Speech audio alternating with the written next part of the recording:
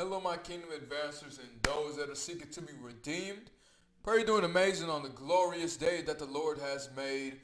Welcome to the Kingdom Foundation. Helps you pursue your passion and your purpose to become the predestined leader that God has ordained and created you to be. We talked about how to set restrictions and boundaries, and now we're just going to talk about when to set personal boundaries and restrictions. Excuse me, guys, for stuttering. So, number one, I just kind of made these really funny. Okay. When to set it, just in your personal triggers. If you're tired of having people becoming personal triggers off of something you haven't fully healed of, you need to work on this ASAP. So really, if you want to know how to be helped with these triggers, I can help you out because it's harder to do it on our own. It's more difficult to do it on our own. So you got to set it in your personal triggers.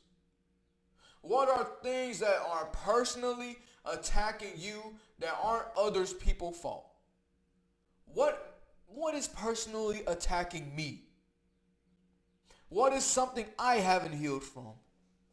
What is a phrase that I hear that gets me triggered of trauma? What is something that causes me to feel hot? What is something that causes me to feel upset? What is something that causes me to break down because somebody reminded me of my trauma? So number two, in your carnal triggers, as soon as possible. What causes me to dwell in sin? What causes me to look at what I'm not supposed to look at? What causes me to dwell in my mind while I'm not supposed to dwell in? These questions will help you identify your carnal triggers. Then we have number three, in your mental triggers. What causes you to feel unworthy? What causes you to become undisciplined?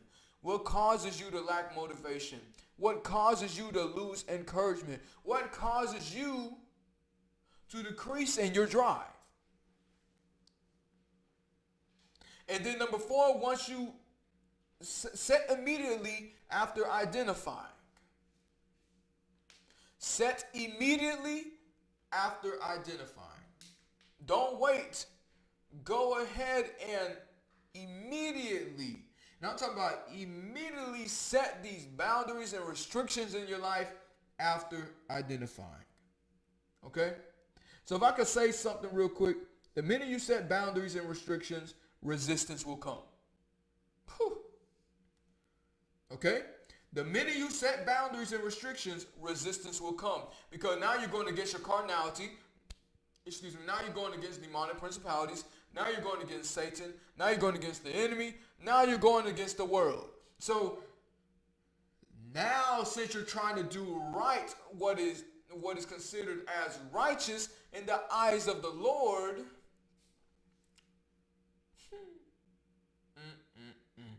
now that you're trying to do what's upright, all of the enemy tactics are actually going to become stronger. Because now they're trying to reel you back in to where you first were at. So now it's up to you. Now you just got to pray more. When it comes to these temptations, you just have to pray more. You have to increase in your prayer life. And the resistance, listen, these are called lifesavers. And I mean literally. The boundaries and restrictions are lifesavers, but the resistance that you receive is called lifesavers as well. Because resistance shows that you're doing something right. Resistance shows that you're growing. If you're in a time of life and nothing is just resisting, you honestly aren't growing. If you don't feel resistance in something, you aren't growing. If you aren't feeling a little bit of discomfort, you aren't growing. It doesn't necessarily have to be physically. If you're not receiving a type of a discomfort in the spiritual realm, the physical realm, the earthly realm, the mentality, emotions, and maybe even your physical, if you're not receiving some type of discomfort in any area, you simply aren't growing, because there is always going to be discomfort. There's always going to be resistance. And I receive resistance simply because I'm doing what is right in the eyes of the Lord. So don't condemn yourself. Don't think bad about yourself just because you feel this resistance. Ecclesiasticus, it says, oh, when you prepare your life to be set for the Lord, prepare for temptation. I didn't say verbatim, but I just summarized it up. I probably added extra. Okay? So if I could summarize all of the videos up, I'd say number one, kingdom principle number one, a person's downfall is lack of discipline.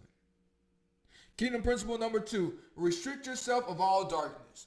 And kingdom principle number three, set immediately after identifying. Amen. God bless you. Don't forget, Jesus Christ loves you. If you need help with any restrictions and boundaries, help with habits and addictions, as a former addict or for drugs, then please hit me up. And I'll be glad to help both of y'all, YouTube and Instagram. Amen. Talk to you later.